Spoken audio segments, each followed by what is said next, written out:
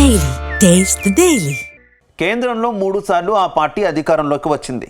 గత అసెంబ్లీ ఎన్నికల్లో కూటమిలో భాగంగా కాషాయ పార్టీ ఎంపీ ఎమ్మెల్యే సీట్లను గెలిచింది.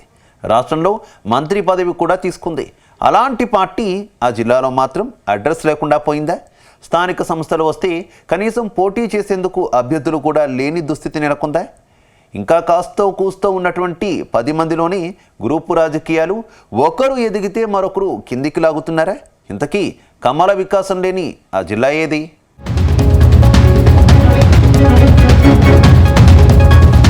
భారతీయ జనతా పార్టీకి ఒకప్పుడు ఉమ్మడి తూర్పుగోదావరి జిల్లా కంచుకోట, కాకినాడ, రాజమండ్రి పార్లమెంటు స్థానాలు గెలుచుకుని జెండా ఎగరేసింది.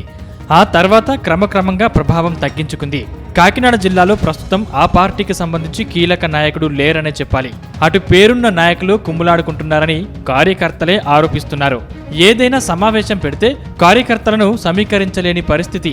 ఉన్న నాయకులు ఎవరికి వారే యమునా తీరుగా తిరుగుతున్నారని ఆరోపణలున్నాయి. ఇలాంటి నేపథ్యంలో ఇటీవలే పార్టీ నూతన జిల్లా అధ్యక్షుడిని ఎన్నుకున్నారు. ఆయన పనితీరుపై అప్పుడే కమలనాథులు విమర్శలు ఎక్కుపెడుతున్నారు.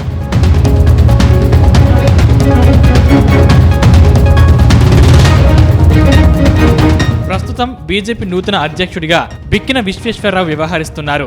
ఆయన అందరినీ కలుపుకొని పోవడం లేదని ఆరోపణలున్నాయి. ఆయన ముందు అధ్యక్షుడిగా పనిచేసిన చిలుకూరి రామ్కుమార్ తెలంగాణకు వెళ్లిపోయి అక్కడ వ్యాపారాలు చూసుకుంటున్నారు. ఆయన చుట్టపు చూపుగా మాత్రమే జిల్లాకు వస్తున్నారని కార్యకర్తలు ఆరోపిస్తున్నారు. జిల్లాకు సంబంధించి కాకినాడలో గట్టి సత్యనారాయణ, పైడా భావన ప్రసాద్, పైడా కృష్ణమోహన్, పైడా వెంకట నారాయణ, ఎనిమిరెడ్డి మాలకొండయ్య వంటి సీనియర్లు ఉన్నారు. ఇందులో కొందరు పురంధేశ్వరి వర్గం, మరికొందరు సోము వీర్రాజు వర్గంగా విడిపోయారు. నియోజకవర్గంలో ఎవరికి వారే యమునా తీరే చందంగా పరిస్థితి మారిందంటారు క్యాడర్. ఇక రూరల్లో 10 మంది కూడా నాయకులు లేరు. రంబాల వెంకటేశ్వరరావు పార్లమెంట్ ఇన్ఛార్జిగా రూరల్లో ఉంటున్నారు. ఈ నియోజకవర్గ పరిధిలోని కరప, కాకినాడ రూరల్ 2 మండలాల్లో కమిటీలు వేసేందుకు అష్ట కష్టాలు పడ్డారు. గ్రామ కమిటీలు కూడా లేవు. మండల కమిటీల్లో పూర్తిస్థాయి నియామకాలు జరగలేదు. పిఠాపురంలో ఒకే ఒక్కడుగా కృష్ణంరాజు తిరిగేవారు. పిఠాపురం ఎమ్మెల్యే పవన్ కళ్యాణ్ పిఠాపురం వచ్చినప్పుడు మాత్రమే ఆయన వచ్చేవారు. ఇప్పుడు అది కూడా మానేశారు. అనారోగ్య కారణాలతో ఆయన బయటికి రావడం లేదు. దీంతో బీజేపీ పూర్తిగా కనుమరుగైపోయిందనే చర్చ జరుగుతోంది.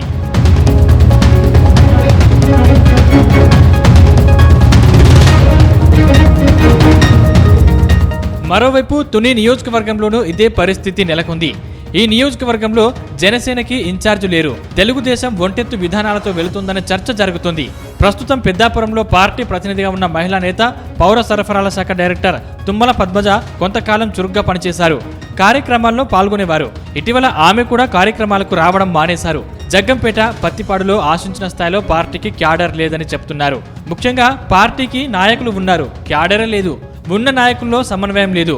అదే మాకు శాపమని కార్యకర్తలు బహిరంగంగా ఆరోపిస్తున్నారు. మరోవైపు నాయకులకు వారిలో వారికే పడదు. మండలాలు, గ్రామాల్లో కమిటీలు వేయలేని దుస్థితిలో ఉన్నాం. ఇది మా పరిస్థితి అని మాజీ అధ్యక్షుడు ఒకరు వెల్లడించడం తీవ్ర దుమారమే రేపింది. మన రాజమండ్రిలో ఉన్న ప్రముఖుడు ఈ ఉపరాష్ట్రపతి గారిని కామెంట్ చేస్తారు. ఆయనకు ఓటేయకూడదట, దేశభక్తులకు ఓటేయకూడదు, సామాన్యులు చంపుతున్న నక్సలైట్లకి అనుగుణంగా తీర్పిచ్చిన వ్యక్తులకు ఓటేయాలని ఆయన సెలవిస్తారు.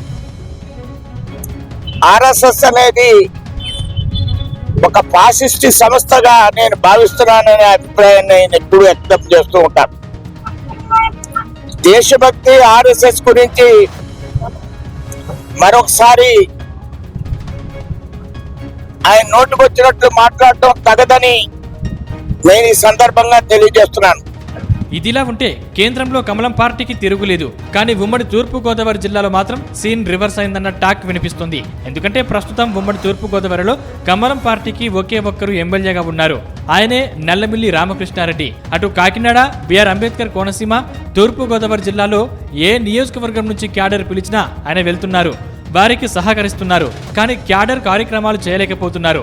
ప్రధాని పుట్టినరోజుకు సంబంధించి 15 రోజుల కార్యక్రమానికి పిలుపునిచ్చారు.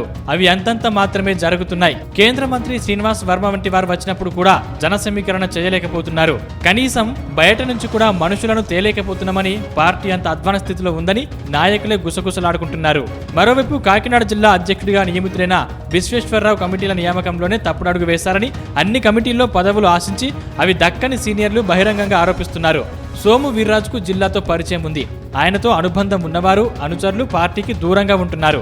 మొన్నటి వరకు ఎంపీ పురంధేశ్వరి రాష్ట్ర అధ్యక్షురాలుగా ఉన్నప్పుడు ఆమె వెంట తిరిగిన వారు కూడా ఇప్పుడు కొత్త అధ్యక్షుడు వచ్చిన తర్వాత పార్టీ కార్యక్రమాలకు రావడం లేదని చెప్తున్నారు.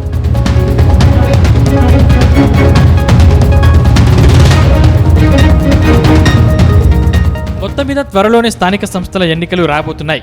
ఆలోపు గ్రామ, మండల స్థాయిలో పార్టీని బలోపేతం చేయాల్సి ఉంది. కానీ నేతల మధ్య ఐక్యత లేకపోవడం, ఉన్న కొద్ది మంది నేతలు గ్రూప్ వార్కు దిగారని చర్చ జరుగుతుంది. ఈ నేపథ్యంలో పంచాయతీ, మున్సిపల్ ఎన్నికలు వస్తే బొక్కబోర్ల పడటం ఖాయమని ఆ పార్టీ నాయకులు సవాల్ చేస్తున్నారు. అటు విడిపోతున్న, రాలిపోతున్న కమలానికి పునర్జీవం పోసేది ఎవరు? ఈ పార్టీ పరిస్థితి ఇంతేనా? కేంద్రంలో పేరు చెప్పి ఇక్కడ కాయలు అమ్ముకోవాల్సిందేనా అంటూ సీనియర్లు ఆవేదన వ్యక్తం చేస్తున్నారు.